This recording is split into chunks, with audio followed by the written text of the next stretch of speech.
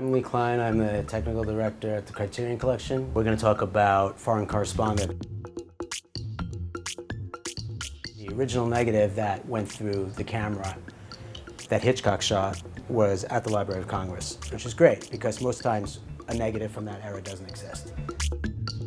So there's lots of issues about printing from generational use that causes problems. Things like weave, where the film will move around, flicker. There's light that gets in between the printing of the negative to the positive. So when you can get the original negative and it's in good condition, you're in great shape.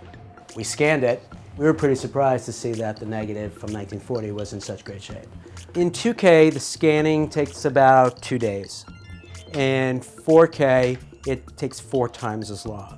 So you would need at least a week to scan a 90-minute movie. We had a little bit of a time crunch on there. We decided to do this scanning in 2K and do the restoration in 2K as well. We put up the film, we scan it, it's frame by frame, light goes into it, shoots it, makes a file. The files are then collected and brought in as film reels, so each film reel has a file for each frame.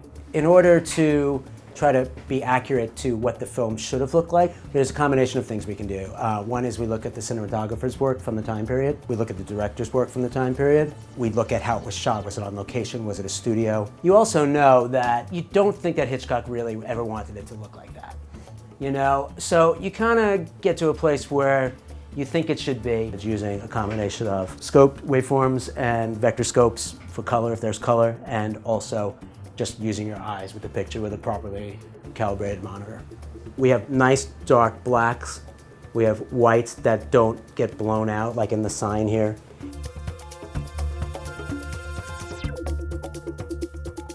At the same time as we grade them and make them look like contrasty, beautiful images that you would expect to see, we put them through a restoration. And the restoration happens simultaneously, in this case, with the color correction. We have lots of different people working on the project at the same time. In these rooms surrounding us are various restoration equipment. My name is Russell. I work in the QC restoration department at Criterion Collection. And this is a completely unrestored scan of the Foreign Correspondent. I just want to show you guys what it looks like before any sort of processing happens. You can see the light, scratches and dirt, and there's some large film damage coming up. The idea is to make it look clean but not create artifacts or put anything that wasn't there. Right now I'm displaying all the fixes that I've made. The blue outlines are where the fixes were made. So, this is very useful if we want to go back and delete anything that we've done, just in case we've introduced anything that we don't want. All that damage is there.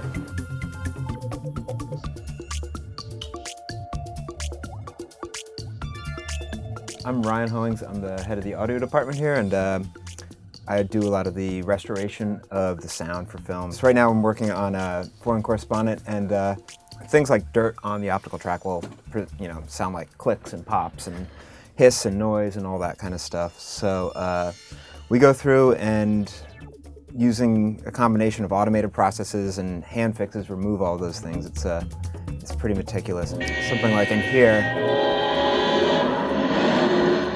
right as the car goes through that puddle, the top end gets real crackly and nasty.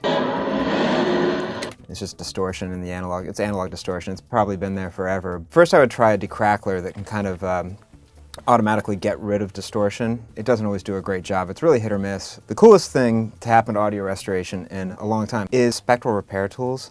What it does is give you a spectrogram of the sound where you've got time on the x-axis, frequency on the y-axis, and the intensity of the audio signal is represented by the colors. With old technology, I would have to just remove everything there and use an algorithm that would guess what is supposed to be there based on what precedes and follows it.